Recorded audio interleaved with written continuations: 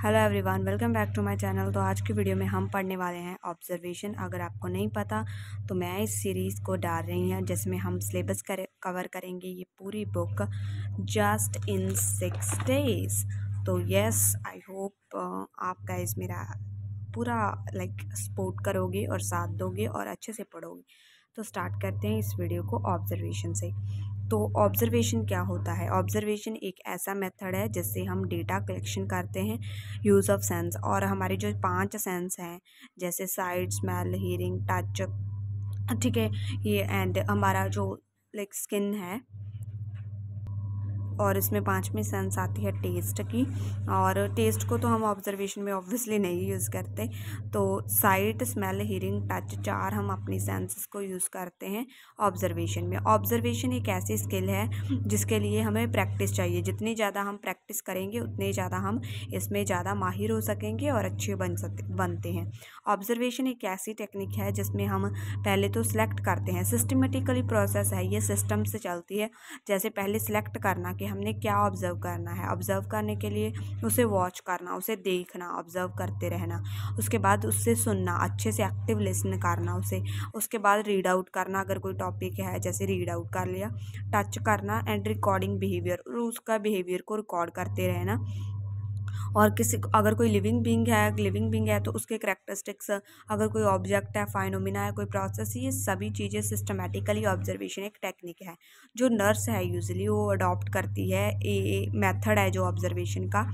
क्यों अडॉप्ट करती है? क्योंकि उसने अंडरस्टैंड करना होता है पेशेंट की क्या वैल्यू है, क्या रिचुअल है, सिंबल, बिलीफ और इमोशन, ये सभी चीज़ें जो पेशेंट के बारे में उसे अंडरस्टैंड करने के लिए इस मेथड को नर्स को अडॉप्ट करना पड़ता है, ऑब्जर्वेशन मेथड को। और ऑब्जर्वेशन मेथड की करैक्टरिस्टिक्स क्या हैं? जैसे मैंने आपको पहले ही बताया, ऑब्जर्वेशन एक सिस्टमैटिक एंड साइंटिफिक है। ठीक है, ये अ साइंटिफिक मेथड है, ये साइंस के ऊपर बेस्ड है। ऑब्जर्वेशन मेथड है जो, ये स्पेसिफिक होता है, स्पेसिफिक होता है, नॉन स्पेसिफिक नहीं कि किसी ऑब्जेक्ट के ऊपर, स्पेसिफाइड ऑब्जेक्ट के ऊपर हमने किसी को ऑब्जर्व करना है, लाइक दैट। सिलेक्टिव होता है, पहले हमें सिलेक्शन करनी पड़ती है कि ऑब्जर्व हमने एक्चुअली में करना क्या है।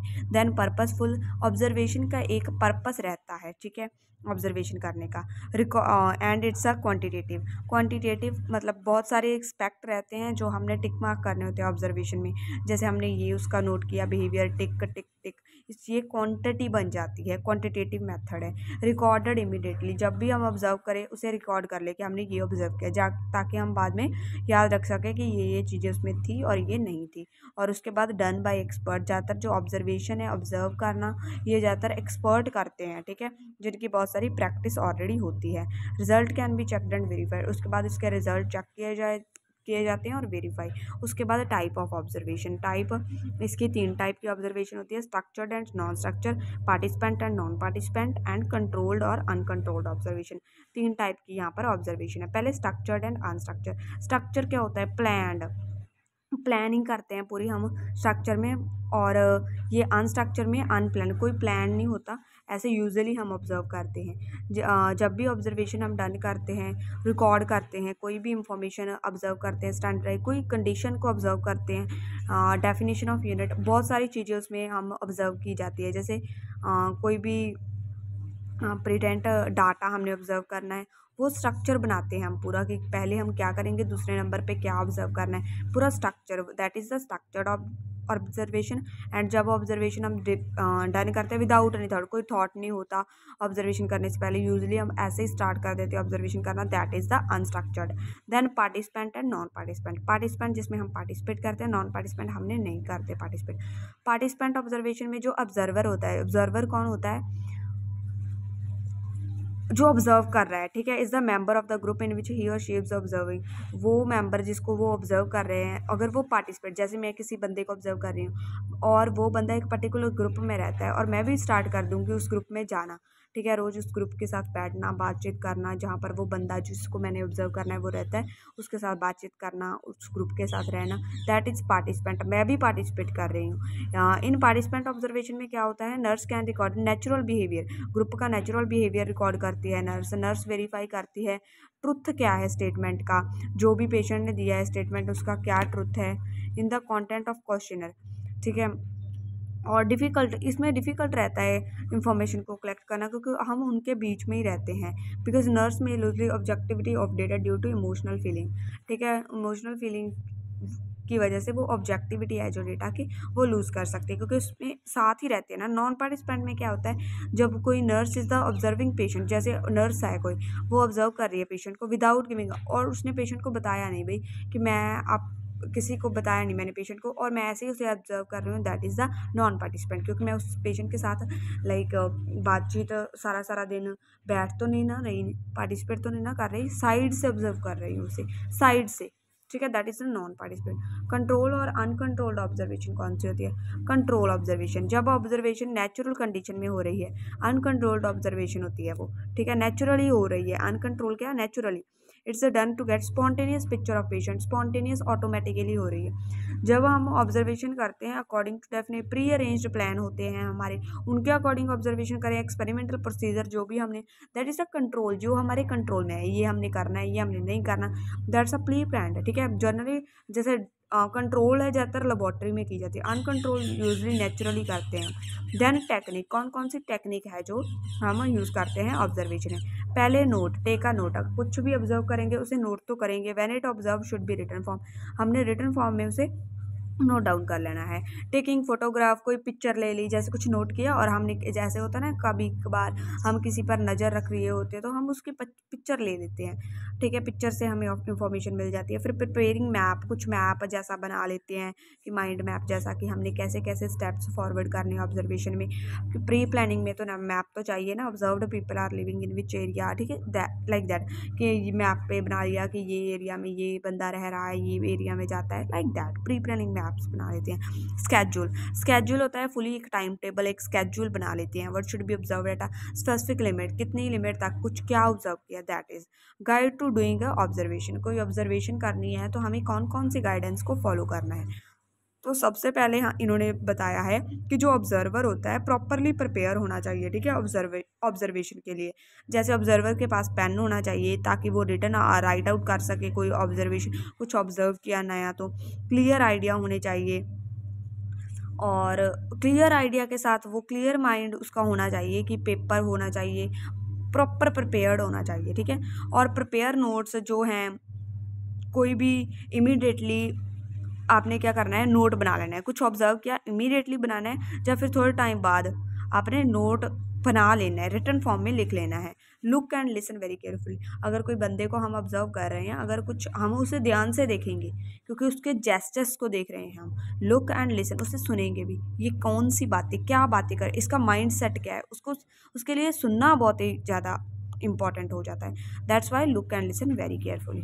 उसके बाद remember notes, do not try to influence behaviour of the patient being observe, ठीक है, नोट्स को हमने रिमेंबर करना है, ठीक है, और ये हमने बिल्कुल भी ट्राई नहीं करना कि हम उसके बिहेवियर को, उसे हम बताना नहीं है, लाइक पता नहीं चलने देना कि हम उसके बिहेवियर को ऑब्जर्व कर रहे हैं। केयरफुली हमने प्रिपेयर करने हैं अपने नोट्स को, ठीक है। उसके बाद एडवांटेज, अगर हम किसी को ऑब्जर्व करते हैं तो इसके क्या क्या एडवांटेजेस हैं? पहले तो डायरेक्टनेस है, हम लाइक डायरेक्टनेस, हम डायरेक्टली उसका बिहेवियर पता कर रहे हैं। नेचुरल इन्वायरमेंट, ठीक है, और लॉन्गिट्यूडनल एनालिसिस करते हैं, नॉन वर्बल बिहेवियर को भी हम अच्छे से अंडरस्टैंड कर पाते हैं ऑब्जर्वेशन से। डेटा जो भी गैदर हो रहा है वो रिलायबल हो रहना चाहिए, और रिलेटिवली इनएक्सपेंसिव होती है ये टेक्निक ऑब्जर्वेशन। अदर टेक्निक, अगर कोई और टेक्निक लगाएंगे उसका बिहेवियर पता करने के लिए, दैट्स एक्सपेंसिव, बट ये है जो टेक्निक इनएक्सपेंसिव है, ठीक है। उसके बाद डिसएडवांटेजेस, ऑब्जर्वेशन के डिसएडवांटेजेस भी होते हैं, जैसे लैक ऑफ कंट्रोल, हमारा खुद पे कंट्रोल नहीं रहता, हम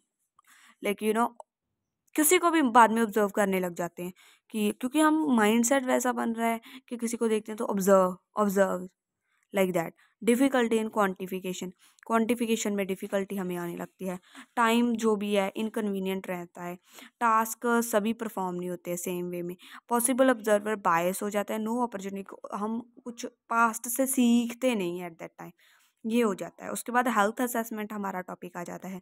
हेल्थ असेसमेंट क्या है? एक रेगुलर प्रोसेस रहती है और कंटिन्यू प्रोसेस रहती है, जिसमें हम हेल्थ को, बंदे की हेल्थ को असेस करते हैं कि हेल्थ स्टेटस क्या है बंदे का। ये एक इम्पॉर्टेंट टूल है हेल्थ असेसमेंट, ठीक है, जो कि हेल्थ स्टेटस बताता है किसी भी बंदे का, ठीक है।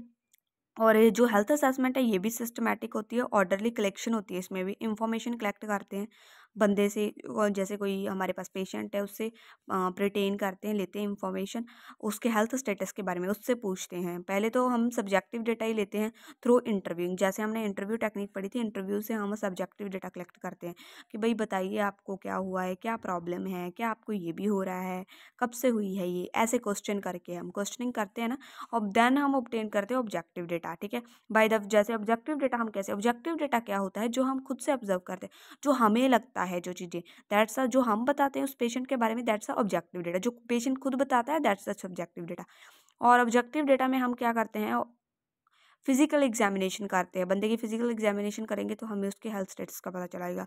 उसके बाद है सब्जेक्टिव डेटा में हम सिम्टम्स हमें यूजली पता चलते हैं कि बंदे को क्या क्या सिम्टम है, वो खुद बताता है ना ये सिम्टम है मुझे, वैल्यूज़ की information only the patient can, जो पेशेंट ही ओनली बता सकता है, state and valid data. Objective data में डायरेक्टली ऑब्जर्व करते हैं, जैसे वाइटल साइंस, जैसे साइंस होगी, अपीयरेंस होगी बंदे की को देखकर, जो हम ऑब्जर्व करते हैं, जो हम मेजर्ड करते हैं, दैट द ऑब्जेक्टिव डेटा। उसके बाद पर्पस क्या है, हेल्थ असेसमेंट करते हैं हम किसी बंदे की, बट उसके पर्पस क्या हुए हैं भाई हेल्थ असेसमेंट करने के, क्यों करते हैं हेल्थ असेसमेंट। पहले तो हमने क्यों करते हैं, हमने जरा जो डेटाबेस होता है ना, बेसलाइन डेटा हमने कलेक्ट करना होता है, इस्टेब्लिश करना होता है, जैसे नॉर्मल एबिलिटी क्या है, पेशेंट के रिस्क फैक्टर क्या हैं, और क्या क्या अल्ट्रेशन है, कौन कौन से फंक्शन है बंदे के जो अल्टर हुए हुए हैं, लाइक अब नॉर्मल हुए हुए हैं, ख़राब हुए हुए हैं, जो भी है। फिर प्लान करते हैं, उसी हिसाब से हमने उसके ट्रीटमेंट को प्लान करना रहता है, स्ट्रैटर्जी बनाते हैं, इनकरेज करते हैं कॉन्टिन्यूशन हेल्थी पैटर्न के लिए उसे इनकरेज करते हैं, उसके पोटेंशियल हेल्थ प्रॉब्लम को प्रिवेंट करते हैं, एलिवेट करते हैं, और एग्जिस्टिंग हेल्थ प्रॉब्लम है उसे मैनेज करने की कोशिश करते हैं। ठीक है, उसके बाद उसके प्रोवाइड करते हैं holistic view of the patient, proper holistic view provide करते हैं पेशेंट को, फॉर्मुलेट करते हैं कंक्लूजन और problem statement such as nursing diagnose. ठीक है, उसके बाद प्रोवाइड करते हैं होलिस्टिक व्यू पेशेंट को, फॉर्मुलेट करते हैं, कंक्लूजन पे आते हैं, उसके बाद प्रॉब्लम स्टेटमेंट जैसे नर्सिंग डायग्नोस बनाते हैं। ठीक है, और प्रोवाइड करते हैं कोई एसेंशियल फाउंडेशन केयर जो पेशेंट को देनी है वो प्रोवाइड करते हैं। ठीक है, हेल्थ असेसमेंट से ये हो पाएगा अगर हमें उसका हेल्थ स्टेटस पता होगा, तो इसीलिए डेवलप करते हैं बेसलाइन डेटा, जैसे हमने ऑब्टेन कर लिया, पा लिया पेशेंट से। उसके बाद उस डेटा को हम क्या करते हैं, एक्सपैंड करते हैं, फेसेस देखते हैं, क्या नर्सिंग प्रोसेस बनेगा वो देखते हैं। उसके बाद मैनेज करते हैं वैरायटी ऑफ पेशेंट प्रॉब्लम, उसका एक्चुअल पोटेंशियल क्या है वो सभी मैनेज करते हैं। उसके बाद एवैल्यूएट इफेक्टिवनेस, नर्सिंग केयर में अफेक्टिवली कैसे केयर कर सके वो। यहाँ पर आपको फिगर दे रखी है 1.1 में, आप देख सकते हैं हेल्थ हिस्ट्री। पहले बंदे की हेल्थ हिस्ट्री लेंगे, फिर उसकी फिजिकल असेसमेंट करेंगे equal to health assessment. Health assessment में अगर आपको पूछे तो क्या क्या आता है, हेल्थ हिस्ट्री आती है एंड फिजिकल असेसमेंट आती है, दो चीज़ें आती हैं जिसे हम पूरी हेल्थ असेसमेंट बोलते हैं। हेल्थ असेसमेंट, अभी अब हेल्थ असेसमेंट का टॉपिक पढ़ रहे हैं तो सबसे पहले हेल्थ हिस्ट्री पढ़ेंगे, उसके बाद फिजिकल असेसमेंट पढ़ेंगे, दोनों को प्लस करके हेल्थ असेसमेंट बनती है। यहाँ पर हेल्थ हिस्ट्री है ना, उसके बाद फिजिकल असेसमेंट है। और हम क्यों करते हैं, पर्पस, नेक्स्ट पर्पस इसका आ जाता है नर्स पेशेंट रिलेशनशिप बनाने के लिए, इन्हांस करने के लिए, और क्लिनिकल जजमेंट पे बनाने के लिए हम हेल्थ असेसमेंट करते हैं। और हेल्थ असेसमेंट कर तो लेते हैं, इसका प्रोसेस क्या रहता है, पहले असेस करते हैं पेशेंट की हेल्थ का, जैसे वाइटल कंपोनेंट, प्लानिंग करते हैं केयर की, पहले केयर को प्लान करेंगे देन ट्रीटमेंट प्रोवाइड करेंगे। और ये सिस्टमेटिक वे में ही चलता है, ऐसे नहीं कि पहले कुछ और बाद में कुछ और। No, this is the priority wise होता है, जैसे आपको टीचर्स ने बताया होगा प्रायोरिटी वाइज कुछ भी हम करना है, कोई ट्रीटमेंट करना है, कोई procedure, that is the priority wise ही करते हैं, सिस्टमेटिक वे होता है इसका। ठीक है, और असेसमेंट में कलेक्ट करते हैं पहले इन्फॉर्मेशन कलेक्ट करने के बाद हम पेशेंट को डिटेल में जानते हैं, उसके रिस्क हैं जो जिससे वो प्रॉब्लम हो रही है उसको वैल्यूएट करते हैं, नेचर ऑफ प्रॉब्लम क्यों है उसे आइडेंटिफाई करते हैं। असेसमेंट शुड बी इंटीग्रेटेड और रेलिवेंट इशू, असेसमेंट है शुड बी इंटीग्रेटेड।